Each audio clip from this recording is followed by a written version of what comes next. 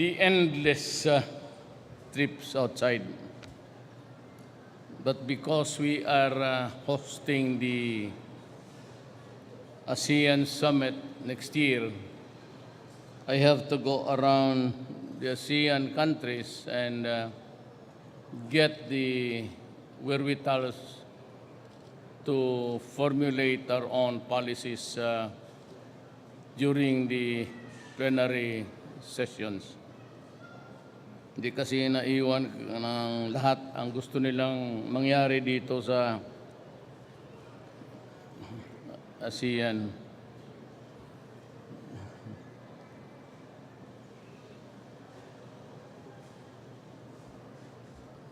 May I be given the chance to acknowledge the officials here, the Executive Secretary Salvador Medaldia and the members of the Cabinet, former Speaker Feliciano Sani Belmonte Jr., Sir, Lieutenant General Eduardo Año and the Major Service Commanders, Police General Director General Ronald De La Rosa, General Manager Eddie Monreal, Congresswoman Imelda Calixto Rubiano, Ma'am, Mayor Antonio Calixto, Sir, nandito ka palagi. Salamat, Sir, ha?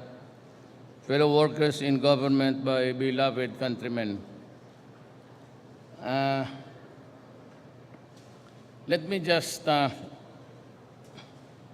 before I read the speech prepared, hindi naman talaga ito akin, I'm getting tired actually.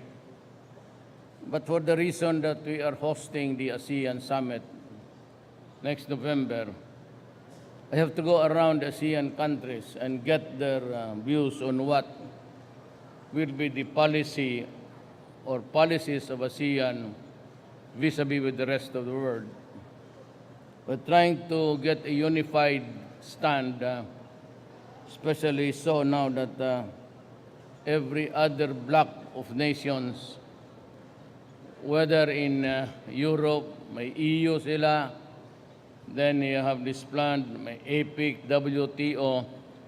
It seems that the trade policies of the world are convoluted, and we do not seem to get a clear view of where we stand with the poor nations. Kagaya yung TPP, the Trans-Pacific Partnership, mabutit na lang hindi tinuloy ni Obama kasi napaka mali na policy yan. And it was initiated by it's an American idea actually. Kung sumunod tayo doon sa PPP, of which I think we will not qualify, because we are not that modern in the sense that we have to catch up with the technology. Ang pinaka-example ko lang dyan sa TPP is mawala yung generic. We have a law governing generic so that we can buy cheaper medicines. Kung yung mag-TPP ka, hindi ka makapagbili ng generic. Either we bought from India and Pakistan. Talagang mura ang generic nila. And we can save a lot for our country. But kung pumasok tayo doon at nagkamali tayo, you will not be able to sell medicines na hindi branded. Then it would be a day ruled again by the rich multinationals. Yung mga bagay na to na apparently it is intended to help, but it is not. It's a reuse everywhere, every day. And I am glad that Trump said that he will throw to the garbage can yung TPP. Otherwise, it will still create a lot of problems for all of us here in Asia. We are promoting generic because we are a poor nation and we can buy the medicines at cost sa India, Pakistan. And yet, there is a damper which says that we cannot, if we are a member of the TPP, you cannot sell. You still have to go to the branded ones, the multinationals, which are very, very expensive. And even yung mga diabetes, hypertension, and everything that's taken every day, it would cost a lot of money. And, to our disadvantage.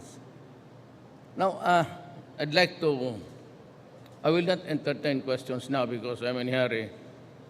I was expected to land there in Cambodia at 1:30, but we had a meeting with the ASEAN Secretariat, pati yung Secretary General. There are a lot of things that bago ako makapunta, from this I go to Singapore, again to sound him off.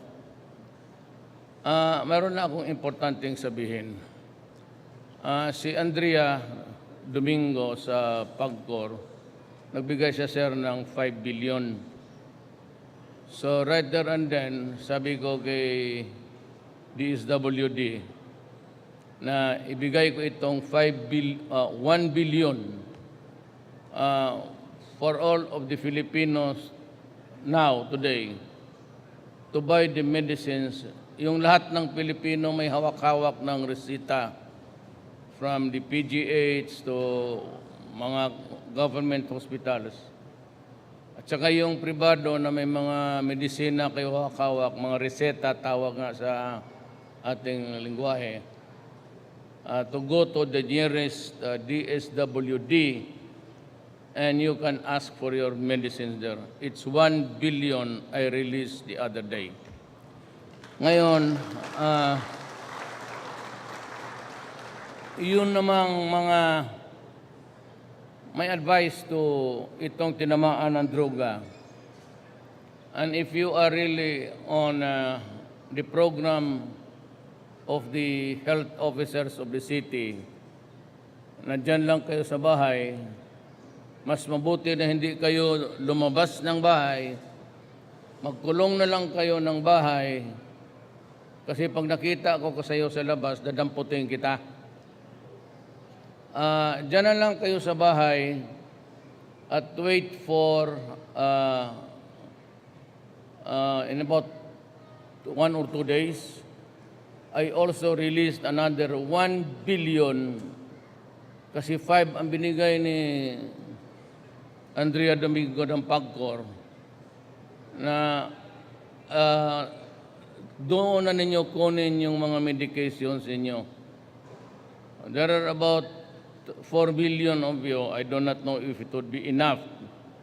But I still have the 3. Nag-hold lang ako. And you can buy your medicines. For example, the tranquilizers, the medicines that would keep you calm, medicines that would restore your sanity kung mahabol pa. You just stay in the house and I will order the medical workers all around the country to go around the areas at yung may tinamaan ng droga who are there for yung sa bahay lang ang treatment. Ang mahal dyan kasi yung medisina. So it behooves upon now the DSWD to make the announcement and if possible to find out kung saan yun sila nakatira at titignan yung medisina and to supply the addicts some medications that are needed. Really, it's a parang ano yan, it's a combination of depression and, but mahal, but I hope that 1 billion would go a long way to treat you this Christmas. Ngayon, pag talagang loko-loko na, tapos walang alibyo na ang katawan, hindi na masauli. May nagpadala rin ako ng mga lubid. Magbigti na lang kayo mga putang. Sinasabi ko sa inyo, wag eh. I leave today for the state visits to the Kingdom of Cambodia and the Republic of Singapore. These state visits will reaffirm our relations with our close neighbors in Southeast Asia and seek to further strengthen our engagement with our brothers in the Association of Southeast Asian Nations, or ASEANs. In Cambodia, I will have the honor of meeting His Majesty King Norodom Sihanouk, who invited me to undertake the state visit. The ties between His Majesty's family, anak ito ni Norodom Sihanouk, pati yung maganda ang nanay nito, during her time. The ties between his family and the family of the Philippines run long and deep. It is a strong foundation for true friendships that must be renewed. In Cambodia, I will likewise meet with Prime Minister Hun Sen to discuss the ways to further intensifying bilateral cooperation on issues of mutual concern.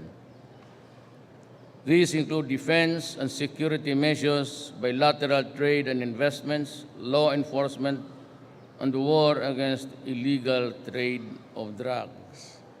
The protection of Filipino and Cambodian migrant workers, and the cultural and tourism cooperation. Marami tayong mga kababayan na sa Cambodia.